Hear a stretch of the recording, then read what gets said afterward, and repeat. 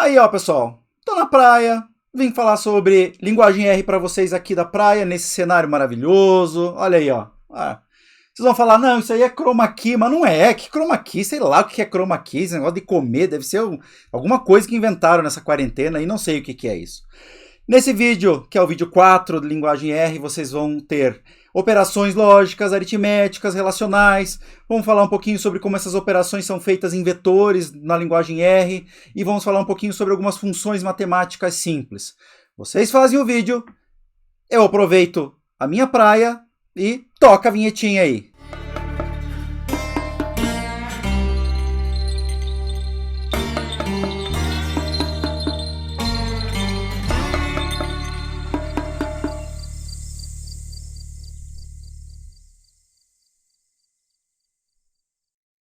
Bom, pessoal, vamos dar continuidade ao nosso curso de R. Vamos falar um pouquinho sobre as operações aritméticas, constantes, operações relacionais, operadores lógicos em vetores, funções matemáticas simples e alguns exercícios para vocês fazerem. Então, as operações aritméticas em R, elas são bem simples e intuitivas.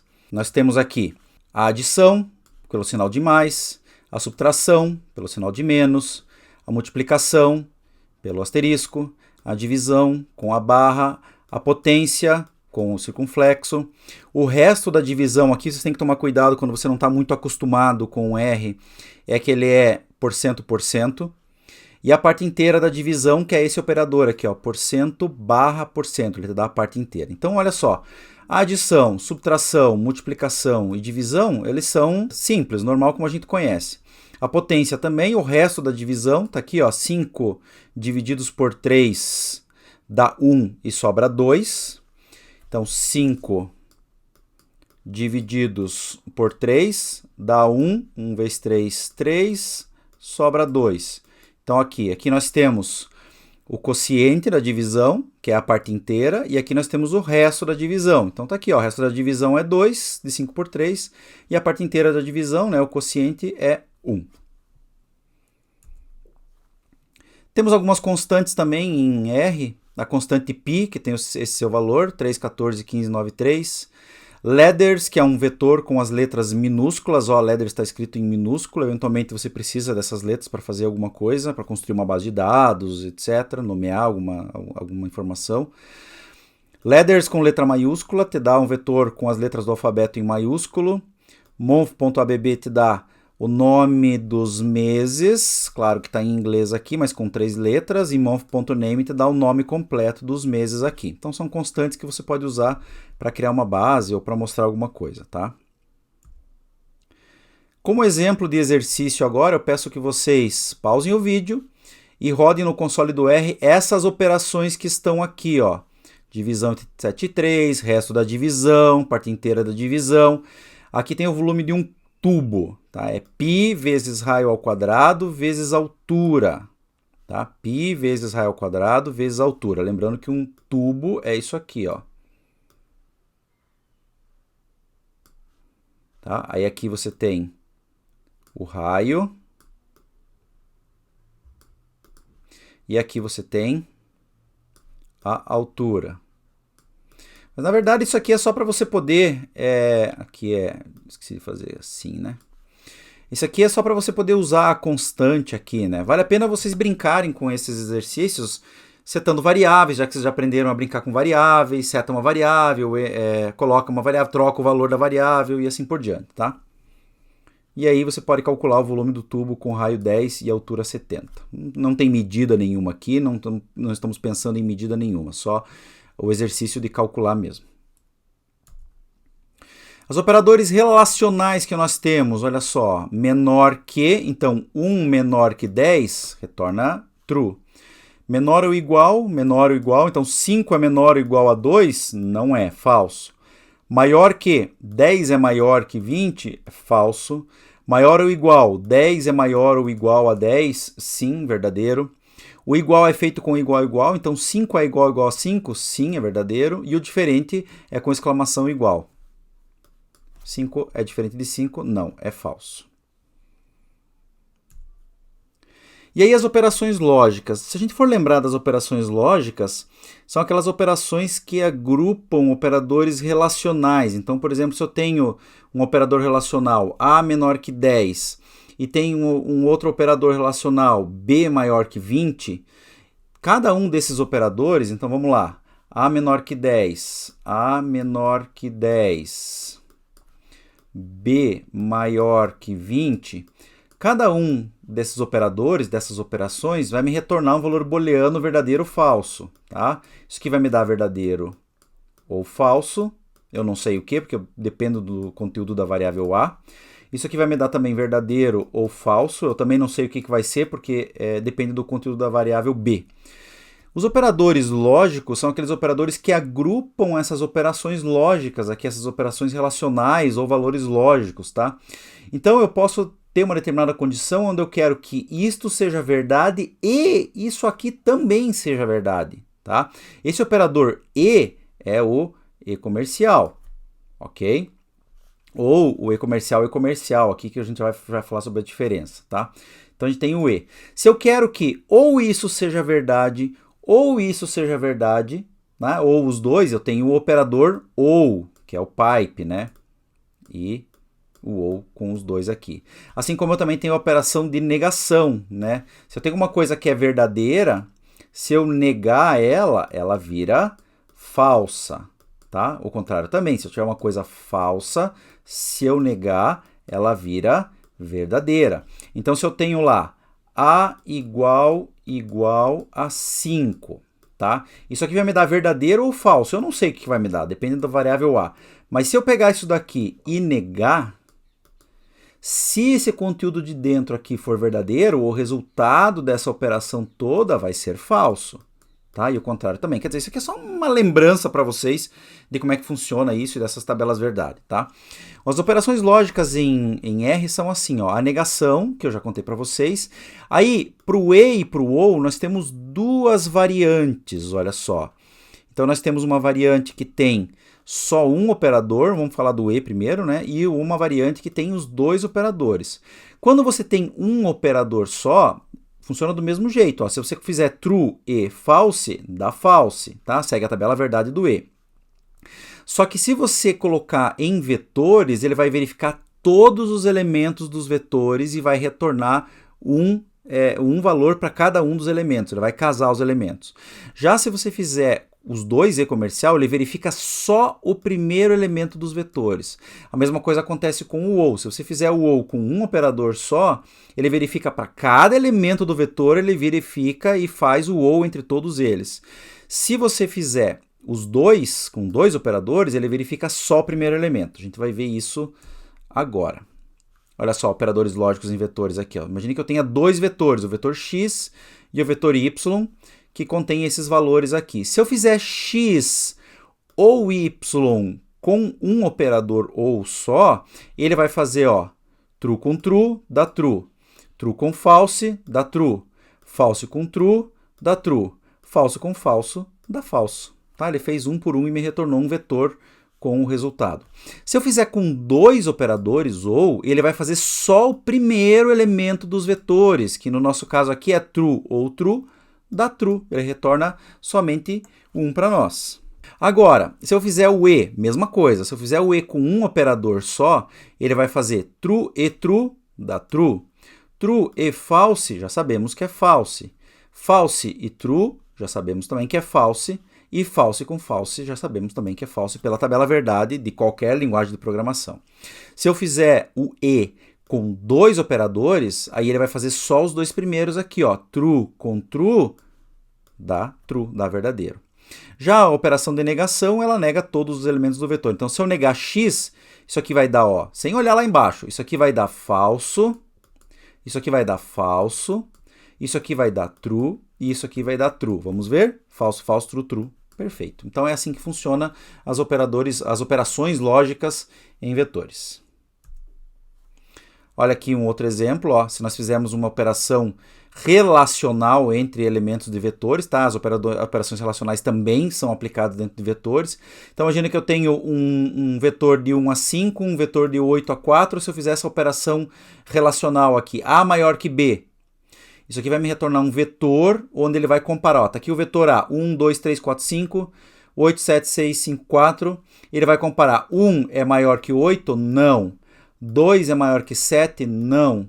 3 é maior que 6? Não. 4 é maior que 5? Não.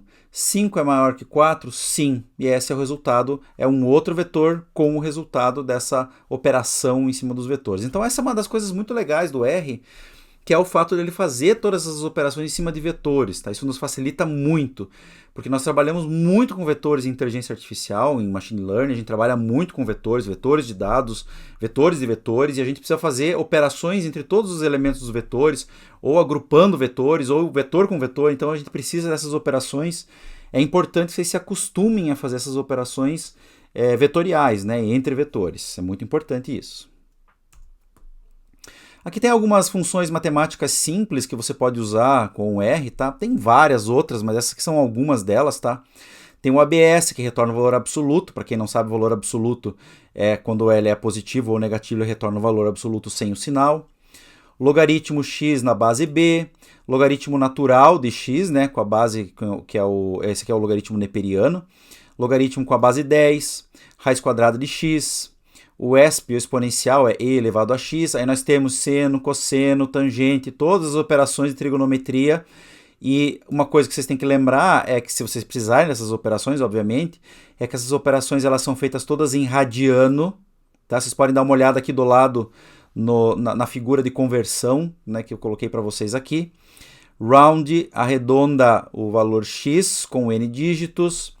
Ceiling arredonda, só que para o valor maior, arredonda para cima. Floor arredonda para baixo. Factorial x retorna o fatorial.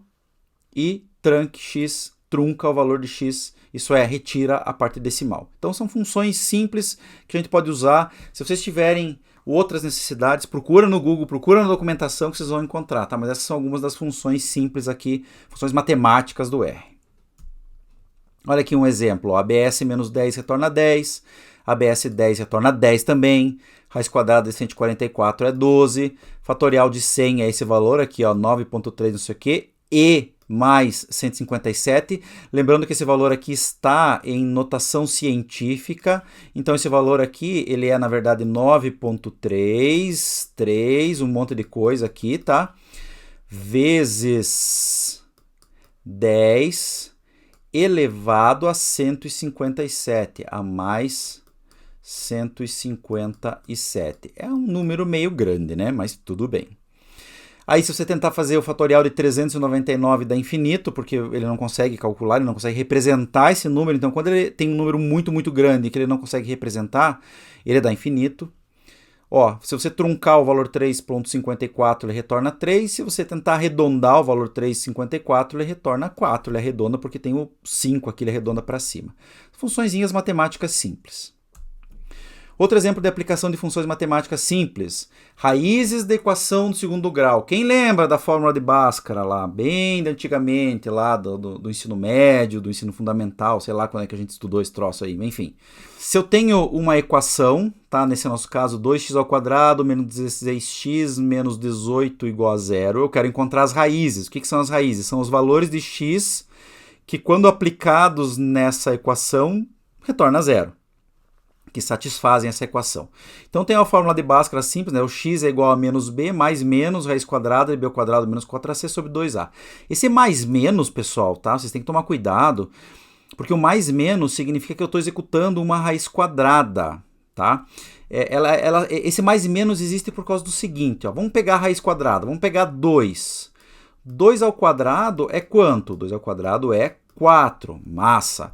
Se eu pegar menos 2 e fizer menos 2 ao quadrado, é quanto, pessoal? Também é 4. Menos 2 vezes menos 2, menos com menos dá mais, dá 4. Então é por isso que é mais menos, tá?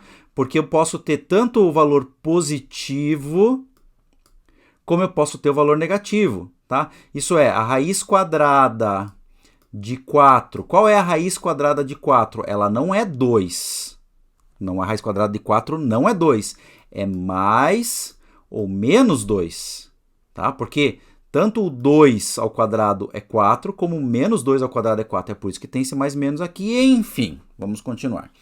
Então, nesse caso, nós temos duas raízes, tá? Assumindo que não vai ter raiz complexa, que, assim, né, estamos simplificando aqui, porque o nosso objetivo é rodar uma expressão matemática simples, uma raiz quadrada, um troço mais simples, tá?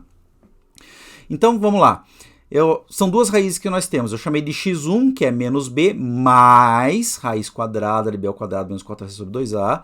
E x2, que é igual a menos b, menos raiz quadrada de b ao quadrado menos 4ac sobre 2a. Tá, tudo bem? Então, é mais ou menos por aí que a coisa funciona. Então, eu tenho que calcular esses dois. Assumindo, então, que a é esse coeficiente mais 2, b é esse coeficiente aqui, que é menos 16, tá? E o c, que é esse coeficiente aqui, que é menos 18. Então, minha primeira raiz é menos b mais raiz quadrada de b ao quadrado. Aqui, ao invés de fazer o expoente, eu coloquei b vezes b, mas podia ter sido o expoente, né? b expoente 2, sem problema nenhum. Menos 4ac sobre 2a. E aqui a mesma operação com menos, tá? Então, o positivo e o negativo. Veja que eu retornou 9 e retornou menos 1. Se você colocar a verificação, então x recebe 9 e coloca a sua equação, dá zero. X coloca menos 1, coloca na sua equação, também dá zero. Olha aí, ó, bem sossegado, bem tranquilo de fazer. Peço que vocês façam esse exercício também, rodem, para vocês se acostumarem com o R, se acostumarem com o console, se acostumarem com a sintaxe do R, de colocar as variáveis, colocar valores em variáveis. Tudo isso ajuda vocês a se acostumarem com o R e não terem problemas depois, ok? E aí, para vocês fazerem de exercício, tem esse daqui. Esse exercício eu tirei desse link aqui, tá? Então, já está aqui a fonte do exercício. Vocês podem dar uma olhada lá, é o mesmo exercício. Eu mudei uma outra palavra aqui, mas vamos lá. O modelo alométrico de biomassa. Meu Deus do céu! O que é o modelo alométrico de biomassa? Quando você trabalha com base de dados florestais, por exemplo, eventualmente, você precisa fazer algum tipo de cálculo alométrico ou cálculo de inventário florestal. Por exemplo, eu tenho uma área plantada e eu quero saber, medindo as minhas árvores, quanto mais ou menos eu tenho de volume de madeira ali, ou quanto que eu tenho de biomassa ali, ok? Para fazer esses cálculos, o jeito mais exato de fazer é você derrubar todo mundo e medir. Tá? Mas você não pode fazer isso. O que você faz? Você pega para algumas dessas árvores, você abate a árvore, você mede exatamente, e daí você cria um modelo, que a gente chama de modelo alométrico aqui. Tá? Esse modelo leva em consideração todas as árvores que você abateu, e aí você cria uma equação, você pega um modelo, cria uma equação, onde nessa equação você ajusta esses expoentes ou valores de coeficientes conforme os dados que você abateu. Então, aqui está dizendo o seguinte, já estou te dando o modelo alométrico de biomassa ajustado para árvores do Cerradão, que é um lugar, estabelece que a biomassa é dada por essa expressão. Tá? Então, a biomassa é E elevado a menos vezes D elevado a isso daqui, onde B é a biomassa, E é o número de Euler, biomassa estimada em quilos, e D é o diâmetro, a altura do peito. Uma das medidas que o pessoal usa é a diâmetro, a altura do peito, a 1,30. Então o pessoal vai lá na floresta com uma trena e mede, né, mediu a circunferência, aí você faz o cálculo e consegue o diâmetro, a altura do peito. Tá? Então eles conseguiram medir. Esse é um dos modelos. Já o outro modelo para a biomassa das árvores na mesma situação é esse daqui, ó. O logaritmo neperiano da biomassa é igual a esses valores aqui, ó. O logaritmo neperiano do DAP, da diâmetro, altura do peito, mais 0,7 blá blá blá, vezes o logaritmo neperiano da altura, tá? Então, o B aqui é a biomassa, o D é o diâmetro, altura do peito, e o H aqui ele é a altura, tá? O que eu estou pedindo para vocês aqui? Calcule a biomassa estimada por cada modelo. Então, eu quero saber qual que é o valor da biomassa nesse modelo e nesse modelo para uma árvore que contenha o DAP de 15 e a altura de 12. Então, veja, aqui é muito mais simples de fazer. Tá? Aqui eu não uso a altura, por exemplo, uso o DAP e o DAP é o DAP elevado a isso daqui. Acabou. Já aqui, pessoal, aqui eu tenho que calcular o logaritmo neperiano. Tá? Se você precisar do número de Euler aqui, por exemplo, tá? Você pode calcular ele assim, ó, ESP de 1. Mas aqui, para calcular o logaritmo neperiano, tem uma função antes ali que você consegue calcular o logaritmo neperiano, o logaritmo natural, que resolve isso para vocês. Só que assim, prestem atenção. Na hora que você executar essa expressão não vai te dar biomassa. Essa expressão vai te dar o logaritmo neperiano da biomassa. Então, além de calcular essa expressão, você vai ter que transformar o logaritmo neperiano de biomassa em biomassa. Aí fica com vocês como que vocês fazem. Então, queremos que vocês coloquem esse valor dessa biomassa em biomassa 1 e o valor dessa biomassa, não o logaritmo neperiano da biomassa, em biomassa 2, ok? Então, ficamos por aqui em relação aos operadores. Não é um conteúdo difícil, porque são simples, são meio intuitivos. Basta vocês exercitarem agora. É isso aí, pessoal. E aí, pessoal, curtiram o vídeo? Enquanto vocês estudaram, eu aproveitei esse cenário maravilhoso aqui. E nos vemos no próximo vídeo, gurizada. Não esqueçam de dar aquele like, de seguir o canal. E nos vemos no próximo.